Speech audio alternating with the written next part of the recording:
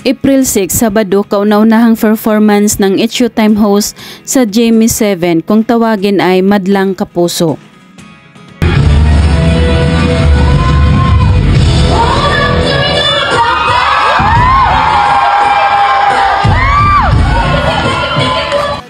Sigawan ang lahat ng mga audience nang lumabas na si Ann Curtis habang nakaupo ito at buhat-buhat ng mga backup dancers.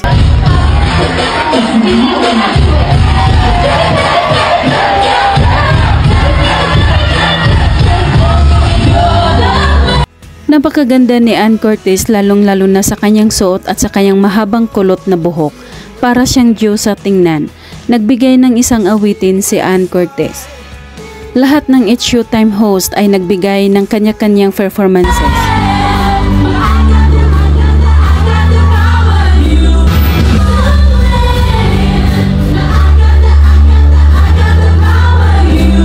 Samantala, naimbitahan naman si Ann Curtis sa programang 24 oras sa Jamie 7 para sa Chika Minute. Panoorin niyo po sa 24 oras Chika Minute in a bit.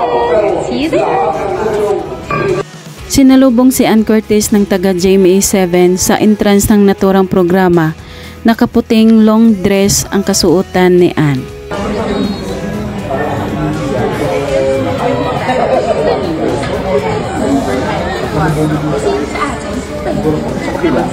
Sa behind the scene, habang nasa itaas si Ann, makikitang may kunting kaba ito pero nanatiling naka-smile.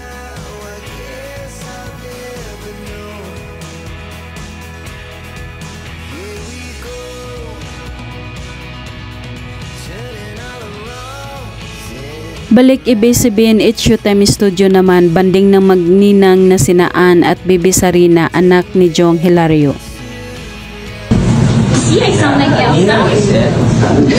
I'm in isolation, and it looks like I'm the queen.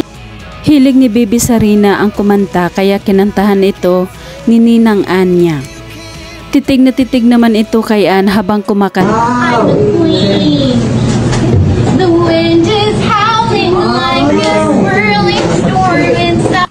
Sa hallway ng It's Showtime pa rin. Nakabanding ni Ann ang isang bata at nagkantahan sila.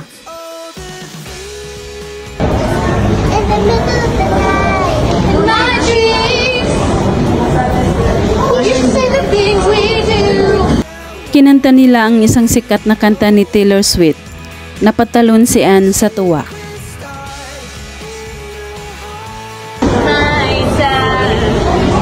Are you ready for it?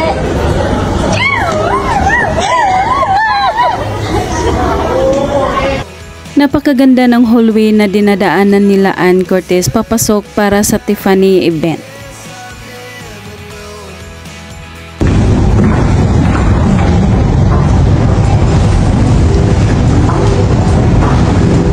Mapapawaw ka sa kasiksihan ni Ann habang nakahiga ito sa isang yate kasama ang kanyang mga kaibigan.